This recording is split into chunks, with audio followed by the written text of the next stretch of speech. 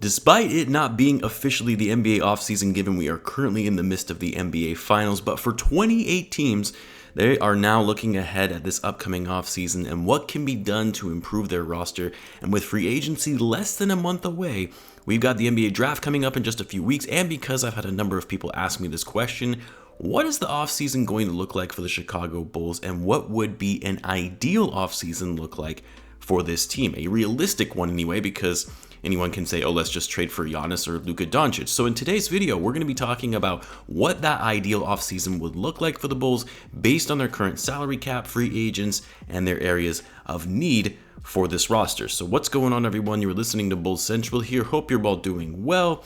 Now, I think it's important to call out a few things before diving into the specifics here as it relates to the Bulls' current salary on the books for this upcoming season. I'm planning on making a more in-depth video of the Bulls' salary cap situation like I did last season, but in short, the Bulls have a total of a little over $100 million in guaranteed salary that we owe to their players who are under contract. Of course, players can always be traded or even waived in certain circumstances to get some of that salary off the books, but as it stands right now, the Bulls have $100 million locked up for the next season, and no, that does not include Zach Levine, because as of right now anyway, there is no guaranteed money owed to Zach Levine on the books since he is an unrestricted free agent. The other free agents on the Bulls roster are Derrick Jones Jr., Troy Brown Jr., Matt Thomas, and Tristan Thompson, so only 5 players who are set to become free agents, whether restricted or unrestricted.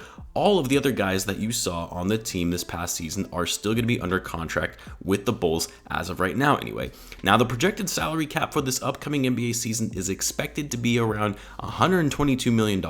And the Bulls have $100 million committed to their players under contract. Of course, you can always go over the cap to sign your own free agents that you own their bird rights for. In this case, Zach Levine would be one of those players that would put them over that $122 million amount should they extend him. And of course, teams are able to go into the luxury tax to operate over the cap, which historically speaking, the Bulls ownership does not do often because the Reinsdorfs are cheap. So I wanted to call that out at a high level in terms of what the salary cap situation looks like, because I know when some people see the moves that I'm about to suggest, they're probably going to come at me in the comments and say, how can you call this an ideal offseason for the Bulls? Well, first of all, like I said, an ideal offseason, but also a realistic one. And by calling out the Bulls' salary cap constraints, it highlights what's actually feasible given their players that are under contract. So I'm going to start with the most obvious move to get that out of the way before people go crazy. The Bulls have to extend Zach Levine. They're going to pay him his 5-year max, $212 million. Whether you think he deserves it or not isn't really up for debate. The Bulls are going to have to give it to him based on his market value, because if you don't, it's really going to set back the team and the franchise. And if Zach Levine walks for nothing in return, again, very unlikely, you're put into a situation where you're likely going to have to reset and potentially trade DeMar DeRozan and Nikola Vucevic at their age. Now, I probably will make a video breaking down what happens to the Bulls in the very unlikely event Zach does leave. But even for me, I mean, you guys know I am more skeptical about giving Zach the max than most Bulls fans are. And it's because I've seen giving mid-level star players max contracts backfire on franchises and set them back for years, and it can often make a contract untradeable in the future, but hopefully that won't be the case for Zach Levine. And either way, the Bulls don't have a ton of options outside of offering Zach the max, because again, that's what the market is going to dictate for him. So you sign Zach to the 5-year max. I believe the estimate on his first year salary would be around $36 million, which puts the Bulls over the cap, but they're able to do that because they have his bird rights, and they also have mid-level exception players. And honestly, that's going to kind of be where most of the Bulls offseason is going to need to be focused on. You're going to need to look at bringing in mid-level salary players, and by players, I mean the most you can sign outright is probably 1 or 2 of them. Any other players you wanted to bring in would have to be done by a trade to remain within the salary cap by exchanging salaries for whatever player they brought in with the outgoing salary. But before I go into who those free agent prospects would look like, I'll start by saying the Bulls should not be re-signing any of their current free agents, with the exception of Zach Levine, of course. I've said before, the only free agent I would somewhat be okay with extending is Derrick Jones Jr. if it's on a favorable contract. Something short-term and maybe in the $7 million range, but he's going to command more than that and get paid well from another team, so I don't expect him to be returning. Now, I made a video recently on the top 5 free agent targets that the Bulls should be looking at this offseason, which I'll leave linked in the description in case you missed it. But as far as realistically who I think the Bulls can get that also fits their needs, I think signing Mitchell Robinson to a short-term deal would be ideal for the Bulls, something to the effect of a 2-year, $18 million deal, $9 million per season, which I know some people will say that's too much for Robinson, while some will say he'll get offers more than that. I actually think this is a pretty reasonable contract for someone like Mitchell Robinson. He's only 24 years old. He's one of the better rim protectors in the league. He's a good rebounder, a very strong offensive rebounder, one of the best in the league actually. Not the greatest skilled player on offense, but again, you're talking about rim protection, a guy who can crash the boards on offense to give you second chance opportunities. These are all things the Bulls need. Yes, I know he kind of ended Patrick Williams' season with that flagrant foul at the beginning of the year when Patrick was going up for a dunk, but I don't think that plays, that much into the overall decision making on why we should be going after Mitchell Robinson. Also, the thought would be to have Mitchell Robinson come off the bench in a backup center role. While I know some people will say, well, why would Mitchell Robinson do that, take on a lesser role than what he's otherwise getting in the Knicks as a starter? Well, how about actually coming to a winning team to help out in a much needed role they currently don't have and leave the disaster of a franchise that is the New York Knicks? And this is still a pretty decent payday for Robinson, like a big bump from his last contract where the guy was making less than $2 million a year. Could he get more than 2 years, $18 million? Possibly, but I don't know. I have a feeling that would be enough to entice Mitchell Robinson to want to come play in Chicago. Now, I say a backup role for Robinson because, spoiler alert, this offseason scenario keeps Vucevic, which I think will happen given the front office has emphasized keeping the core and maintaining continuity. Now, with the signing of Robinson at $9 million a year and given Levine's contract because of his bird rights that enables the Bulls to go over the cap, the effective remaining cap space after signing Mitchell Robinson as a free agent, and of course assuming none of the other current Bulls players or free agents anyway are re-signed, that would leave the Bulls $13 million in hard cap space to sign another mid-level exception player. And for that, I think another good fit for the Bulls is Chris Boucher, who I realize I did not have in my top 5 free agents video. But the more that I think about it, the more I like Boucher than someone like Jusuf Nurkic, who is going to command too much money. And I also like Montrezl Harrell as another backup option, but the Bulls really need to prioritize defense. And Boucher not only provides hustle on the defensive end with his great shot blocking ability, but he can also space the floor with his ability to shoot the three, although he didn't shoot it that well this past season, which is something Mitchell Robinson does not do. So you're going to need someone to help space the floor in the front court in that second unit. Boucher as a backup 4 behind Patrick Williams provides some energy and defense off the bench. Then, of course, there's also the 18th pick that the Bulls have for this upcoming draft. There is speculation the Bulls would trade that pick after making a selection, since they can't actually trade the pick before they actually draft the player, as they traded their 2021 and 2023 first-round picks to the Magic at the Vucevic trade. I don't think the Bulls are going to trade that pick, though. I do think they're likely going to keep it. It'll be a low salary commitment, and they could trade the player down the line if it ends up not working out. I'll be completely honest, though.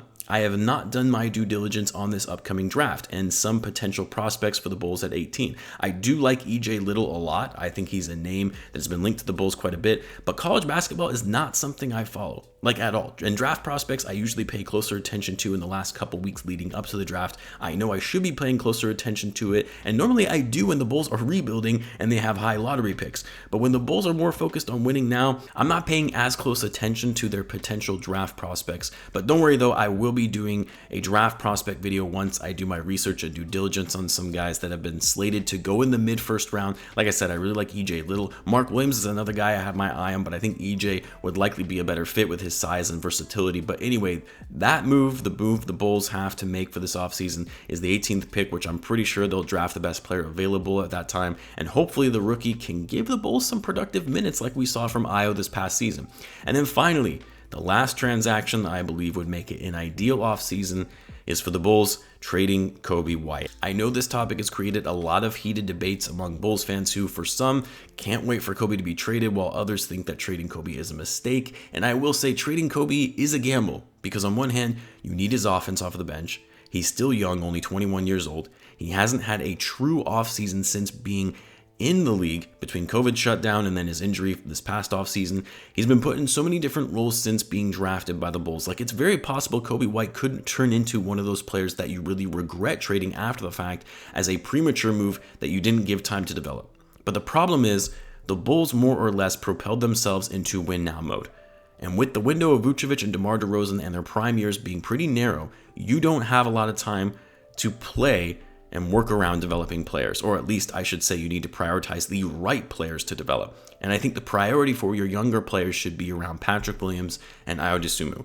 And with a productive season from Ayo in his rookie year, the fact that the Bulls have Caruso, Lonzo, and Zach, presumably at least based on the scenario in this video, all of these are guards that you're locked up into long-term agreements. Coby is kind of the odd man out in this situation, especially considering Coby is going to be a restricted free agent next offseason, and you're going to have to choose between paying him or Ayo. So while Coby is on an expiring deal, trading him now rather than having him walk in free agency by not be willing to actually max an offer sheet that he might receive from another team makes more sense, and although Coby's trade value is probably not the highest, you can likely get a decent return for him.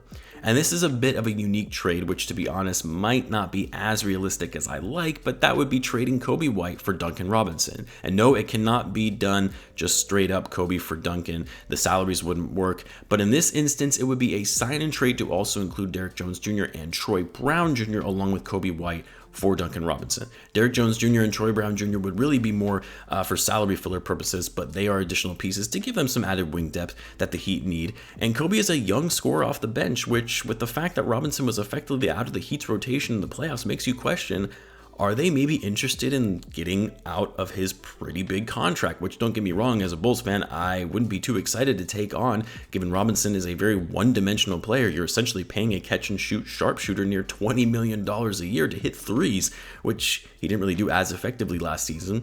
But the point is, the Bulls need shooting.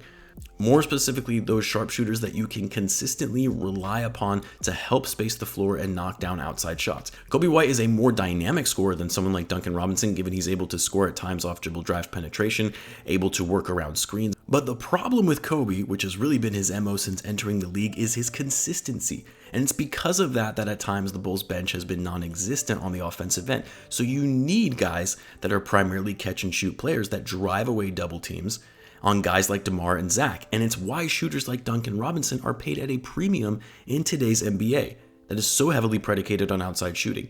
It's a huge gamble, like I fully acknowledge that, because you're taking on Duncan Robinson's big contract that could end up being untradeable as an asset down the line. He's older compared to Coby, 28 years old, and it's an impatient move getting rid of Coby too early in his career, but I think it's worth it based on the holes of this Bulls roster that got exposed at the end of the year. So in short, based on this very hypothetical scenario that a very amateur wannabe GM like myself put together as an ideal offseason for the Bulls, you're looking at a roster with the same starting five of last season: Vucevic, Patrick Williams, DeMar, Zach, and Lonzo. As far as the depth chart, you have Mitchell Robinson behind Vuce, Chris Boucher is a backup four behind Patrick. If you go EJ Little in the draft, he's likely the third string behind Boucher. I actually think Duncan Robinson would make more sense as a backup 3 than a 2, but he really could play either role coming off the bench. Javonte Green could also play a backup 3 role. I know he's been working on his offensive game this offseason. Then, of course, you have Ayo and Caruso in the backcourt for the second unit. In my view, this is a much better depth chart than what the Bulls had last season. You address the lack of size, the lack of defense in the front court, you improve your rim protection and rebounding, and you also add shooting with Duncan Robinson. Of course, I know there are a host of other moves, scenarios the Bulls could do this offseason. Of course, there is still the all-in approach, make a big push and trade for Rudy Gobert, which would require you to give up some more of your core, try and do a sign and trade for DeAndre Ayton, hell, even try to make a trade for Kevin Durant if he's unhappy in Brooklyn. I think all of these are unlikely, but I'm fully aware for those who will come in the comments at me, no, this is not an ideal offseason for the Bulls. Making a push to bring in another all-star is actually what would be ideal to making us title contenders. I just don't see that as practical, but obviously I could be wrong. As we know, this front office likes to be aggressive. And of course, there is the other route you can go for some other mid-level exception type players, but just different ones. For the ones I just mentioned, like Montrezl Harrell or even Bobby Portis, try to snag Mo Bamba in restricted free agency. There are so many different scenarios and directions for which the offseason could go in. I would love to know what you guys think, though. Thoughts on the roster construction and what would be your ideal offseason and what that would look like for the Bulls. Let me know in the comments, and as always, be sure to subscribe if you're a Bulls fan, as I do post daily Bulls content. Thanks again for tuning in, guys, and I'll catch you in the next one.